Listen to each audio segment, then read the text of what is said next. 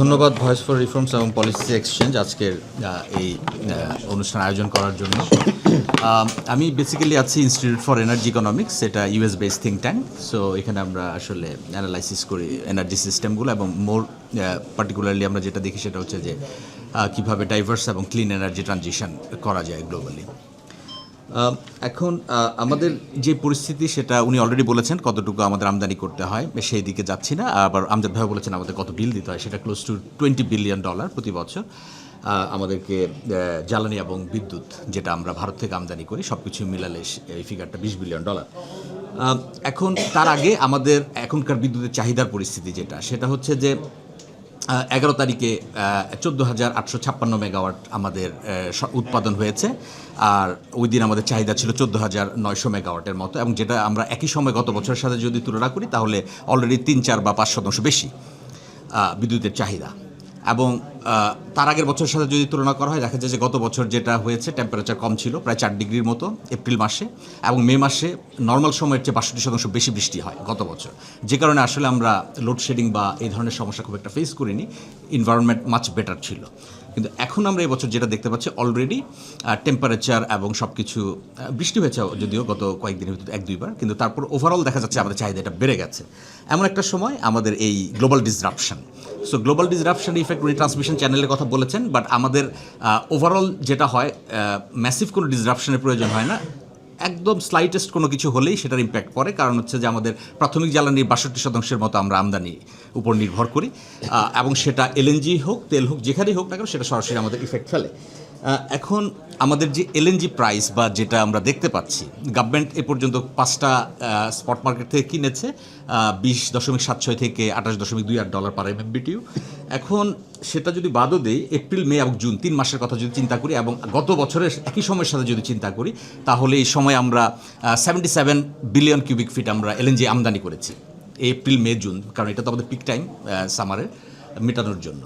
আমরা যদি একই পরিমাণ আমদানি করি, এবছর গভর্নমেন্টের প্ল্যান ছিল একটু বেশি আমদানি করার, কিন্তু আমরা যদি একই পরিমাণ আমদানি করি, $20 যদি আমদানি করি, তাহলে আমাদের খরচ যেটা পড়বে তাতে গভর্নমেন্টকে সাবসিডি দিতে হবে $1.08 বিলিয়ন, $20 পার MMBTU যদি আমরা আমদানি করি, এবং সেটা যদি আগের বছরের সমান হয় পরিমাণ।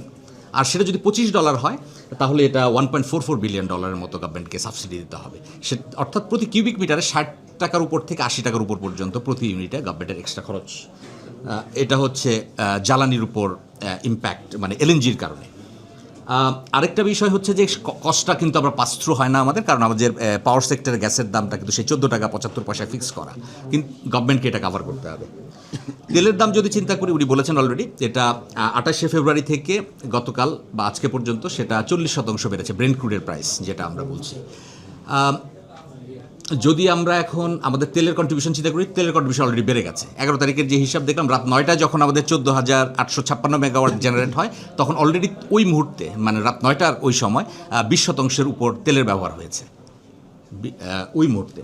এখন আমাদের যদি তেলের খরচ তার মানে 10% বাড়ে, আমাদের এই 10% যদি নেক্সট 3 মাস আরও বেশি বাড়ছে, কিন্তু যদি 10% আমরা কাভার করি, তাহলে প্রতি ইউনিট কস্ট আমাদের $1.60 থেকে $1.80 বিদ্যুতের বেড়ে যাওয়ার যথেষ্ট সম্ভাবনা আছে। তার মানে হচ্ছে যে আমরা ওভারঅল যেটা দেখতে পাচ্ছি সেটা হচ্ছে গ্যাস, তেল, এগুলো যদি আমরা সাফিসিয়েন্ট সরবরাহ করতে পারি, সেই সিনারিও বলছি, তাহলে আমাদের খরচটা কীভাবে বাড়ছে। অলরেডি আমাদের 5 টাকার উপর প্রতি ইউনিট বিদ্যুতে গ্যাপ আছে, তার মানে এটা আরও বাড়ার যথেষ্ট, এই 3 মাসে এটা অনেক বেড়ে যাবে এটা বলা যাচ্ছে। কিন্তু এলএনজির প্রাইস যদি এরকম $20 থেকে $25 কিনতে হয়, তাহলে আমাদের আরেকটা কনসার্ন হচ্ছে যে গভর্নমেন্টকে আসলে এত পরিমাণ এলএনজি, কাতারের যেটা অফলাইনে চলে গেছে সেই 77 মিলিয়ন টন এলএনজি, সেটা যদি অনলাইনে না আসে, গ্লোবালি এই পরিমাণ সাপ্লাই কিন্তু অন্য কোনো সোর্স থেকে ইমিডিয়েটলি আসবে না। যদিও আরেকটা অপশন আছে, সেটা হচ্ছে রাশিয়ার বিষয়, সেটা বাদ দিই, কিন্তু ওটা যদি না আনা হয় তাহলে আলটিমেটলি এটা কিন্তু অলমোস্ট সেম, ওখানে যেটা আছে এবং এখানে যেটা অফলাইনে গেছে কাতার, দুটা মোটামুটি সমান ক্যাপাসিটি, কিন্তু এটা কতটুকু ক্ষতি হয়েছে এটাও আমরা ক্লিয়ার না, এবং এটা এক্স্যাক্টলি কখন অনলাইনে আসছে সেটাও ক্লিয়ার না। সাথে তো পথটা বন্ধ আছে, তো 60% সেখান থেকে এলএনজি আমদানির বিষয়। সেটা যদি না হয় তার মানে হচ্ছে যে আমাদেরকে স্পট থেকে কিনতে হবে, কিন্তু এই $20-25 গভর্নমেন্ট কি আসলে পুরো 3 মাস কিনতে পারবে কি না সেটাও একটা বিষয়, তাহলে আমাদের সাপ্লাই ডিসরাপশন হবে। আর নর্মাল সময়ে আমাদের দেখা যায় যে পিক ডিমান্ড যদি 17,000 থাকে তখন আমাদের 2-3 হাজার মেগাওয়াট লোডশেডিং করতে হয়, কিন্তু টেম্পারেচার এবং বিভিন্ন বিষয় যেটা দেখা যাচ্ছে যে এবার সেটা 18,000 ক্রস করে যাওয়ার সম্ভাবনা আছে। সেক্ষেত্রে যথেষ্ট লোডশেডিংয়ের একটা সম্ভাবনা আছে। আর আরেকটি বড় বিষয় সেটা হচ্ছে যে আইএমএফের একটা প্রেশার আছে। আইএমএফ মাঝখানে গভর্নমেন্টকে বলেছে 6 ট্রাঞ্চ ডিসবার্সমেন্টের আগে যে সাবসিডি রিফর্ম করার জন্য। এখন হয়তো এই ধরনের সিচুয়েশনে গভর্নমেন্ট হয়তো সেটাকে ডিলে করবে, পরবর্তী আলোচনাটা একটু করে নিবে যে যাতে তারা এখন দাম না বাড়াতে হয়, এবং গভর্নমেন্টেরও প্ল্যান হচ্ছে যে ইমিডিয়েটলি দাম না বাড়ানো, কিন্তু একটা পর্যায়ে গভর্নমেন্টকে দাম বাড়াতে হবে। সেখানে আবার আরেকটা চ্যালেঞ্জ আছে, সেটা হচ্ছে ইন্ডাস্ট্রি যেহেতু আছে। মাঝখানে অ্যানালাইসিস করছিলাম আমাদের যে ইলেকট্রিসিটি ট্যারিফ সেটার সাথে পার্টিকুলারলি হচ্ছে অ্যাপারেল সেক্টরের জন্য ভিয়েতনামের ট্যারিফের সাথে মোরলেস কম্প্যাটিবল এখনকার পরিস্থিতিতে। মানে দুইটা দেশের ট্যারিফ যদি রাউন্ড দ্য ক্লক অপারেশনে থাকে, দুইটা দেশের ইন্ডাস্ট্রি মোটামুটি একই রকমই আছে। 12 ঘন্টা থাকলে দেখা যায় আমাদের একটু খরচ কম, 24 ঘন্টা থাকলে ওদের আবার একটু অন্যরকম, কারণ আমাদের পিক অ্যান্ড অফ পিক, ওদের আবার হচ্ছে peak off peak and standard hours আরেকটা অংশ আছে। এখন এই অবস্থায় সাবসিডি অ্যাডজাস্ট করা সেটাও কিন্তু ভয়ঙ্কর প্রেশারের ব্যাপার, কারণ ইন্ডাস্ট্রির কম্পিটিটিভনেসের একটা বিষয়। কারণ অলরেডি যে 56,000 কোটি টাকার মতো রেভিনিউ শর্টফল আছে, সেটার 50% যদি কাভার করতে হয় তাহলেও গভর্নমেন্টকে হিউজ ট্যারিফ বাড়াতে হবে, সেটা ইন্ডাস্ট্রির দাম বাড়িয়ে দিবে। তো এটা আসলে আমাদের জন্য খুবই চ্যালেঞ্জিং, এবং সত্যিকার অর্থে আমরা যদি খরচ না কমাতে পারি ইভেনচুয়ালি আমরা কিন্তু আসলে ফুল কস্টটা পাস থ্রু করে দিলে ইন্ডাস্ট্রির উপরে এবং কনজিউমারের উপরে সেটা আমাদের জন্য বিয়ার করা অনেক কঠিন হয়ে যাবে। এক্ষেত্রে আমাদের আসলে এখন থেকে মানে short to medium and long term আমাদের এনার্জি ট্রানজিশন এবং এই জিনিসগুলো চিন্তা করা দরকার। ইনফ্যাক্ট পাকিস্তানে যেটা 1 বছরে হয়েছে 17,000 মেগাওয়াট রুফটপ সোলার, তো আমাদের ক্ষেত্রে সেটা যদি নাও হয় আমাদের উচিত মানে প্ল্যান করা উচিত যে আমরা যেন আগামী 1 বছর অন্তত 1-1.5 মেগাওয়াট এই ধরনের করতে পারি। গভর্নমেন্ট 3,000 মেগাওয়াটের প্রিভিয়াস গভর্নমেন্ট 3,000 মেগাওয়াটের প্ল্যান নিয়েছিল, সেটা সুপার অ্যাম্বিশাস, সেটা আমরা হয়তো খুব একটা কিছু করতে পারিনি। বাট এখন গভর্নমেন্ট যদি প্রপারলি অ্যাকশন প্ল্যান সহ একটা পরিকল্পনা নেয় 1-1.5 মেগাওয়াটের সাথে ইনভেস্টরের কনফিডেন্সটাকে বুস্ট করা, কারণ প্রজেক্ট ক্যান্সেল হওয়ার কারণে যারা ফরেন ইনভেস্টর ছিল তাদের সিরিয়াসলি তাদের কনফিডেন্স এফেক্টেড হয়েছে, সেটা কি আসলে গ্র্যাজুয়ালি রিবিল্ড করে গভর্নমেন্ট কীভাবে রিনিউয়েবল এনার্জিকে প্রমোট করতে পারে সেই বিষয়টা দেখা। আরেকটি জায়গা সেটা হচ্ছে যে অপচয়ের যে জায়গাগুলো আছে, ইমিডিয়েটলি তো আসলে সম্ভব না, ইমিডিয়েটলি গভর্নমেন্টকে অবভিয়াসলি খরচ করেই সাপ্লাই এনশিওর করতে হবে যাতে ইন্ডাস্ট্রিয়াল প্রোডাকশন এফেক্টেড না হয়, কিন্তু মিডিয়াম টু লং টার্মে আমাদের যে অপচয়ের জায়গাগুলো আছে সেই জায়গাগুলোকে মিনিমাইজ করা, প্লাস হচ্ছে এফিসিয়েন্সিটাকে ম্যাক্সিমাইজ করা।